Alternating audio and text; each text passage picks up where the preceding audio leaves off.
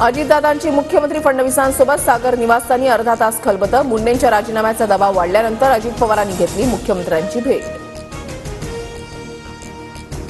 पुरावा मिळेपर्यंत धनंजय मुंडेंचा राजीनामा नाही, अजितदादांचं मत. एसआयटी आणि न्यायालयीन चौकशीपर्यंत कोणतीही कारवाई न करण्याची भूमिका, सूत्रांची माहिती. बीड प्रकरणामध्ये अजित पवारांना कोणते पुरावे हवेत? अजित पवार हतबल. महाराष्ट्राचे नेते असते तर धनंजय मुंडेंना मंत्रिमंडळातून वगळलं असतं.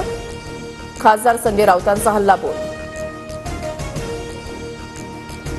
भाजप माफिया मित्रपक्षांना सांभाळण्याचा प्रयत्न करत आहे, त्यामुळे महाराष्ट्राचं माफियाकरण होत आहे. खासदार संजय राऊतांचा हल्लाबोल. आज राज्य मंत्रिमंडळाची बैठक. धनंजय मुंडे मंत्रिमंडळ बैठकीला उपस्थित राहणार का, याकडे लक्ष.